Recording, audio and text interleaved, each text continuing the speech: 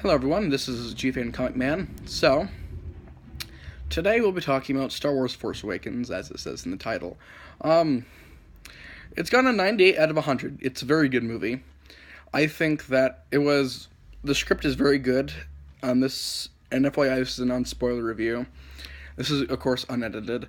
That was very good. It used humor, which was unexpected for me because I wasn't expecting there to be jokes, or maybe just a few. But it was definitely worth it. It's not like it ruined the movie. It was definitely very good. I thought the humor was there.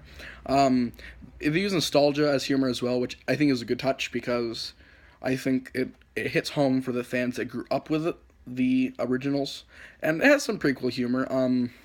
I will say that the movie draws a lot of parallels from the other movies. I will not say where, what, or when, but it definitely drew a lot of parallels, and the comedy was pretty hilarious. The complaints I heard a lot was that if it was directed by J.J. Abrams, it wouldn't have a strong female protagonist, or it would, but it wouldn't. In this movie, I think it proved a lot of those people wrong. Not everyone will be satisfied with the female protagonist anyway. Rey is a very, very good female protagonist. She can fight. She's not necessarily as funny as the other characters are, but it's really good. There is still bromance in it with newer characters. The newer characters, Finn he's a very good additive.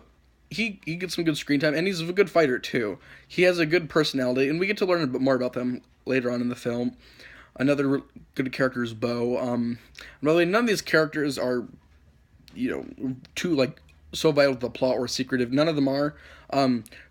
Bo's kind of your stereotypical pilot, which he's still really cool. He drops. He's one of those characters that when you see him, it's like, that dude's a badass. But yeah, he's pretty good. They don't utilize him that much though, which kind of sucks because I feel like a lot of the characters that we thought would be in the movie a lot just weren't. But other than that, despite its setbacks, the pace was definitely an issue for me. I didn't want this massive battle because I get it. It's kind of like New Hope, like The Force Awakens. So it's just being back. So I didn't expect there to be a whole lot of lightsaber. I was definitely hoping for more lightsabers than there really was. But I will say that the amount what we're given, it's wonderful. I think that it was perfectly timed. Sometimes the movie was a little bit too rushed with some of the things that they did, or it didn't make too much sense as if you look back at the other movies and they give explanations there. Other than that, it was really good. Just sometimes when they had a huge action scene, it would just kind of die down a little bit and then focus on story, which is good. Then it would pick up on action and you'd be like, oh yeah, but then you still have the adrenaline pumping in you for this scene, and then it just kind of dies down. So it could be a little bit anticlimactic at sometimes, but it was a very good movie. I will not give it a 98 out of 100. I will give it a 95. I think it's, even though it's Star Wars, I don't want to make it void of criticism. I think it's it's a good movie. I'm not gonna lie. I loved it. I was screaming when I saw the the original title.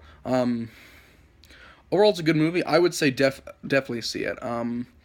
I heard it's supposed to be in theaters for 6 months or something like that. I am not sure. But yeah, I would definitely see the movie. If I could, I would see it twice in theaters. I think it was a wonderful movie. Oh yeah, definitely.